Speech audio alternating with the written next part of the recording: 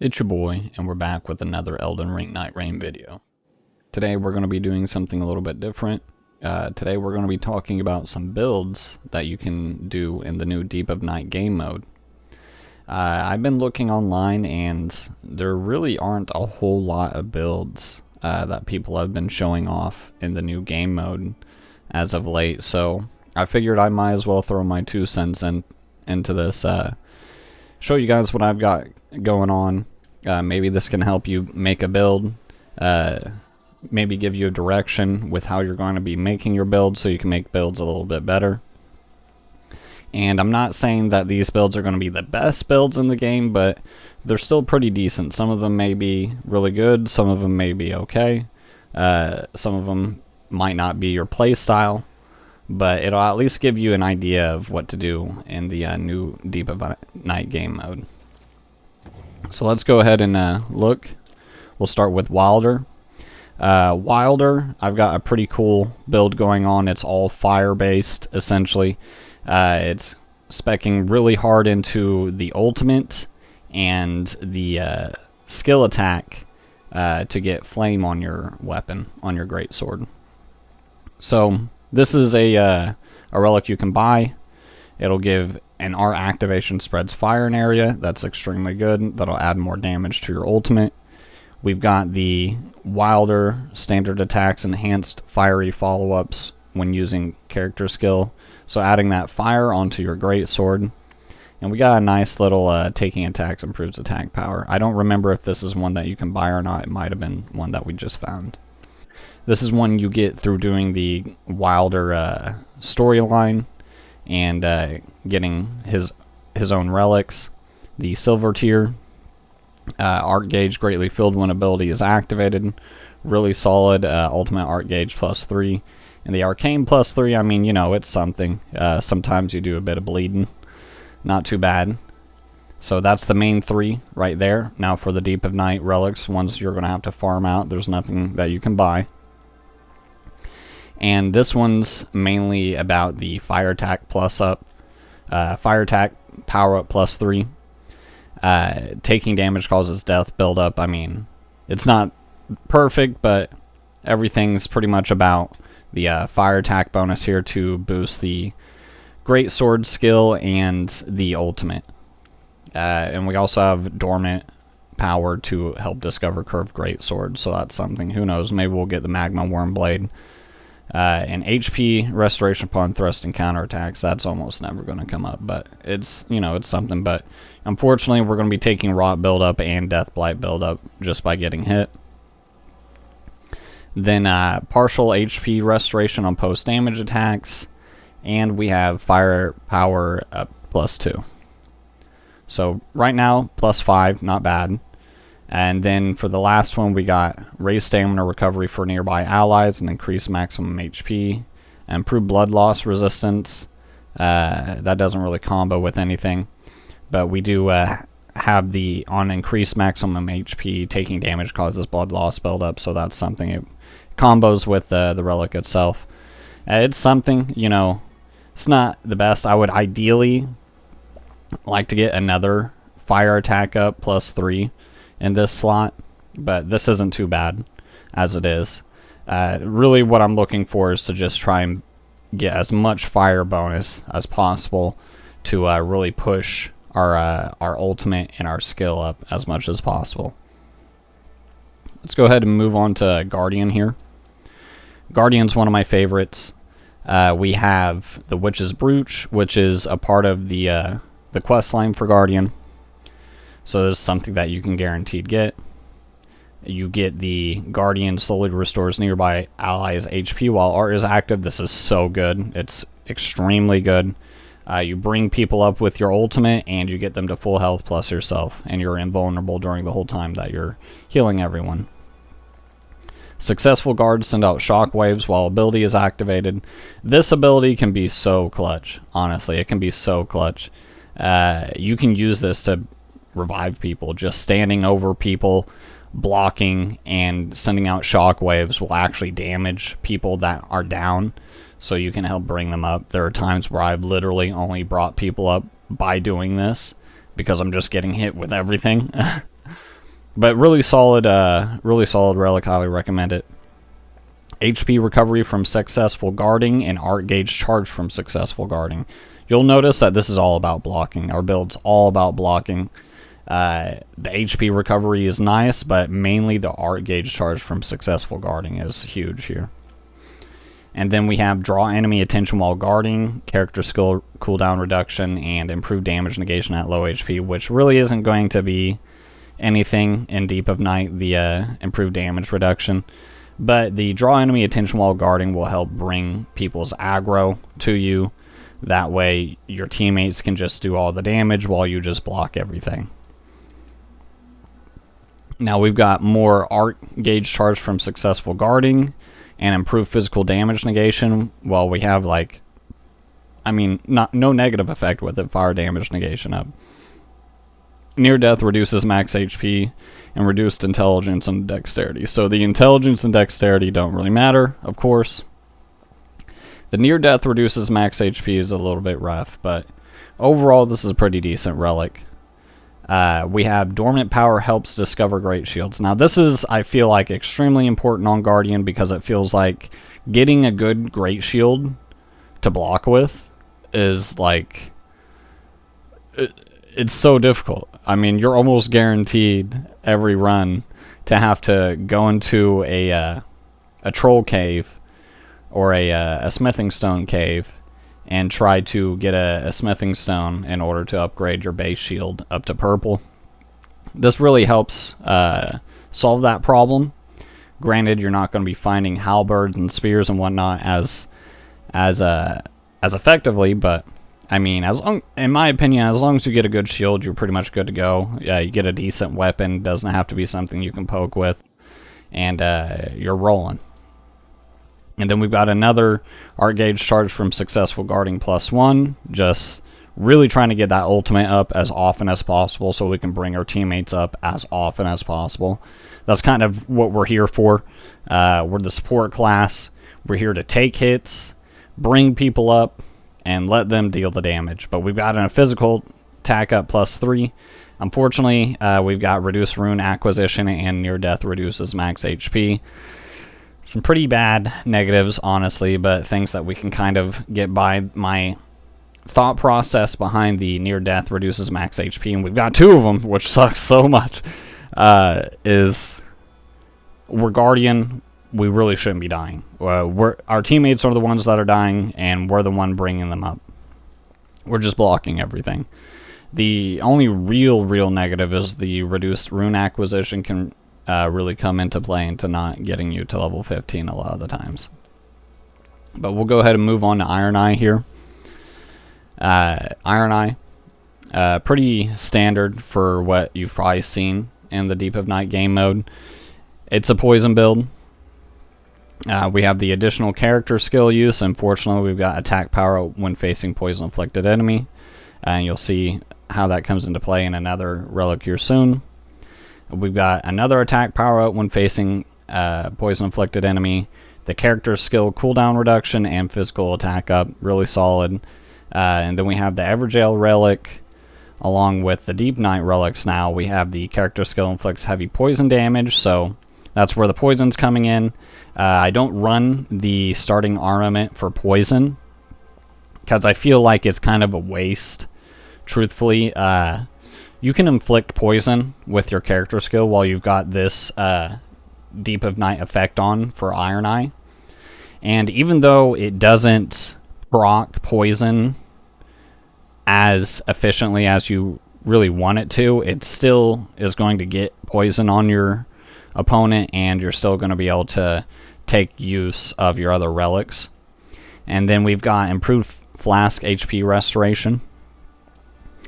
And then we've got on our other relics, we've got another attack power up while facing poison inflicted enemy, and it's a +2.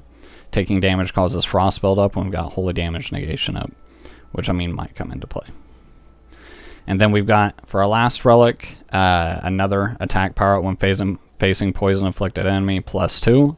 And then reduced flask HP restoration, which is a little bit rough, but I mean, it could definitely be worse. It could definitely be worse. We could have continuous HP loss, so it's something. And then treasure marked upon map, which I mean, We already have that on the Evergale Relic. So it's really just these attack power-ups for poison enemies. We're going all in on the poison. We've got like +4 on the attack power-ups because we've got 2 on these relics for +1s, and then 2 +2, or no, we got +6. Yeah, we got 4 from this and 2 1s from this to get us to 6. Whenever something's poisoned, we're going to be doing a lot of damage. We're going to go ahead and move on to the next one. We got Duchess here. This one's all about the character skill as well. We got character skill cooldown reduction +3. Nothing else going on here. We just need to get that character skill as often as possible.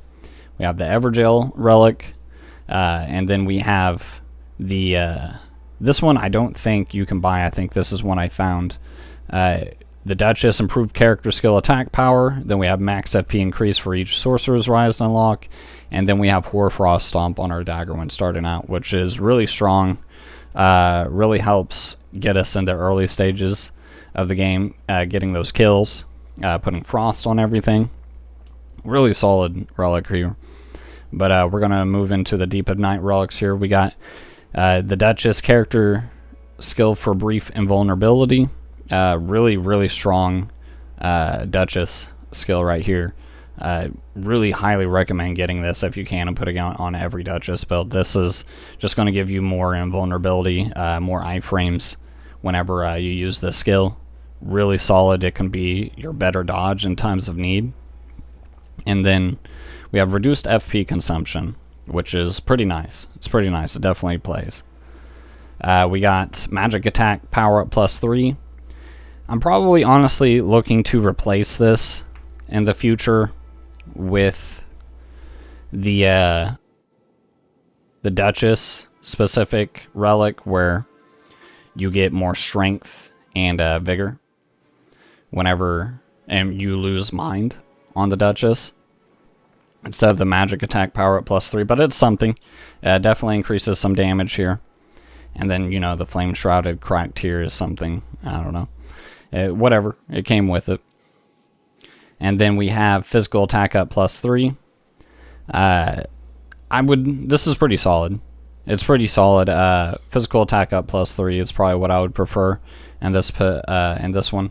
And something else, probably carrion, improved carrion sorceries, or just improved sorceries in general. Ideally. But this one isn't bad. Overall, the Duchess one isn't like one of my best ones, but we've got something going on here. We've got Raider now. Raider, one of my favorite abilities is the skill for Raider, where you just don't take damage hardly whenever you use it. And we have the on the first relic, damage taken while using character skill improves attack power and stamina. Really solid, extremely good actually. Highly recommend it on every single Raider build. Then we have partial HP restoration upon post-damage attacks, and taking attacks improves attack power with improved poise and damage negation when knocked back by damage. Really solid relic, really glad that I ended up getting this. Then we have the Evergale Relic. And for the Deep of Night relics, we've got race stamina recovery for nearby allies, but not for self. Attack power when facing frostbite afflicted enemies, which, I don't know, it might come up, who knows. But physical attack up +2. So it's the raised stamina and the physical attack up +2. Definitely could be better in this slot. Could definitely be better. And then this one is basically just the max HP increase for each great enemy defeated at a great church. I'm kind of iffy on this relic effect specifically. Maybe if we got this along with like some other really good effect, I would be a lot better with it. But to just dedicate an entire slot for it, I'm still not very certain about. But still looking for better relics for Raider here. Would probably just go with another physical attack up, or a replacement for whatever we're going to have on the yellow spot that I'll show you here in a second. But the holy attack power up +2 is almost never going to come into play. And then this one's extremely good. Well, really just the ability. The other two bonuses aren't really anything. The Raider hit with character skill to reduce enemies' attack power. So we're going to be debuffing them, and we're going to be buffing ourselves. Really great combination. Really love that. And then we're discovering great axes, which is something. I kind of wish I didn't have that. Truthfully, I prefer colossal weapons myself, and the improved glint blade sorceries is nothing. But definitely looking for like this with like physical attack up +3. That would be really solid. And then this the same thing with the church, and the physical attack up +3 would be really solid. Revenant is one of my most filled out builds right here. It can only really get better by getting better negative effects. But so far, it's really good. One of my favorite builds to play. Revenant and Iron Eye are my two favorite characters to play. For the first slot, we've got attack power increase for each Night Invader. And then we have ultimate art gauge +3. So really solid, really solid. Get that ultimate back so we can revive people. The Night Invader, if you can get that on your relics, is super solid. You get 7% more damage whenever you do the condemned areas. So that's really nice. We have attack power increase for each Everjail, just because, you know, we got all greens. We couldn't fit in the yellow standard Everjail relic, but it's something. So we've got the Everjail bonus as well. So combined with the Night Invader, we're getting a lot of attack bonuses.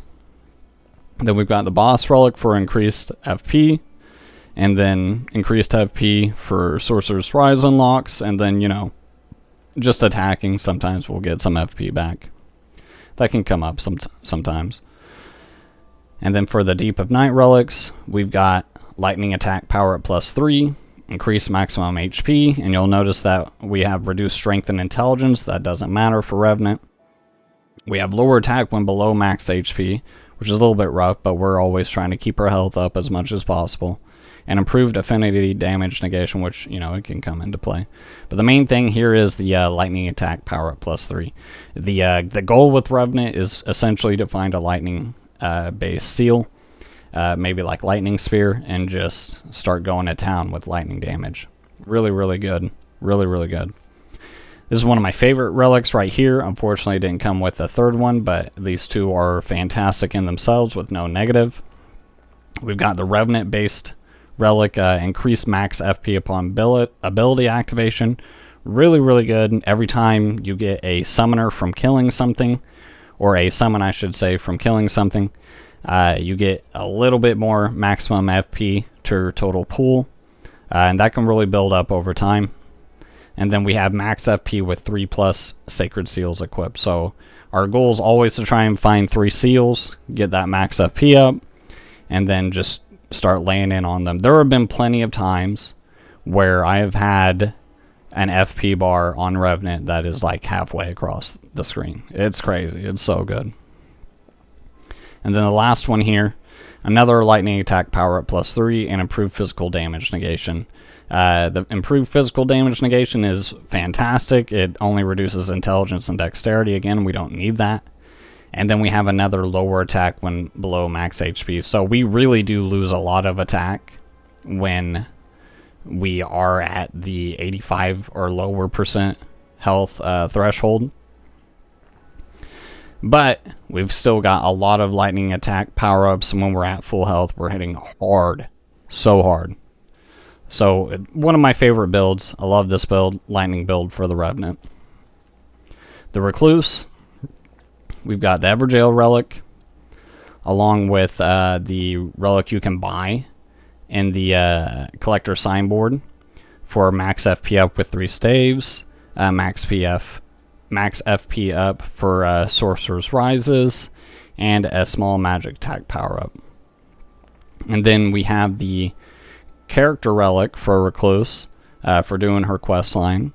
You get the affinity residue whenever you do your Terra Magica, so you use your skill, you get that little sign below your feet, and then you do more sorcery damage while you're standing in it. Really solid. I think it's standard on every Recluse build. You need it on every Recluse build. And then the magic attack power up +2. Then we've got just magic attack power up +3 on our first Deep of Night relic, Taking damage causes madness buildup. We've got Flame Shroud and Cracked here. This is the same thing we have on Duchess. Then we have improved intelligence and faith and reduced mind. Now, it does kind of suck to be losing some mind, but it doesn't really matter. We've also got reduced FP consumption. We have infinite FP anyway, so we're just getting that back all the time. I mean, we get more FP with getting more staves, sorcerer rises. Losing mind does not matter. Just getting more damage, that's great. That's fantastic. And then this last one, I didn't really have a good, another good green one to put on, but we have improved sorceries, so that's something. I would definitely recommend trying to get like a magic +3 on this slot. Be a lot better. Lot better. Or magic +4. Anything like magic +3 or higher. Let's go ahead and move on to Executor. We have partial HP restoration upon post-damage attacks. Taking attacks improves attack power, improved poison damage negation when knocked back by damage. So it's just, you know, getting the damage or the health back, and then, you know, getting hit, and we can dish out some more damage as well. We have Seppuku on our second relic here with an arcane +1. That's something. And then improved roar and breath attacks that could come into play. Who knows? It does a little bit more damage with our roar. But mainly it's the starting out with Seppuku. Really like Seppuku. I love Seppuku builds.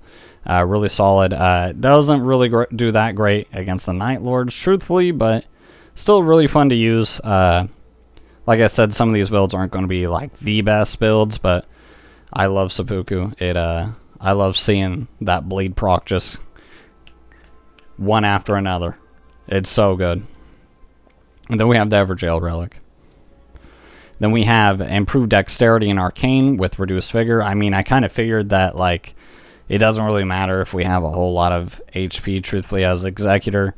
We can deflect, and truthfully, in the later depths, you're just getting hit hard as heck anyway. So if you're not one of the characters with a lot of health, it doesn't really matter too much if you don't have quite as much as your standard health pool for Executor. Critical hits boost stamina recovery speed. That's something, you know. We're mainly there for the improved dexterity and arcane. Deal more damage. Love it. The next one's going to be slowly restore HP upon ability activation. Really solid, because since we're using Seppuku, what this relic power means, is whenever we recover, see, Executor's ability is whenever he recovers, you get more damage.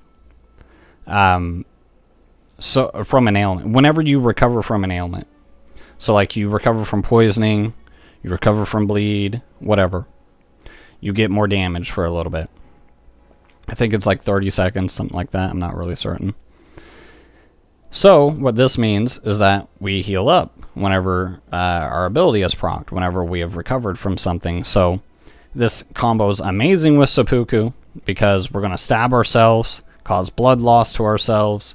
We're going to get a blood buff on our katana, so we bleed faster, and we're going to proc our ability as well to do more damage, and then this will start healing ourselves up. So this is, I feel like, crucial. If you're going to run a Seppuku build, you need to run this in the Deep of Night, because you're just going to be getting hit so hard in combination that you should be always running during your runs.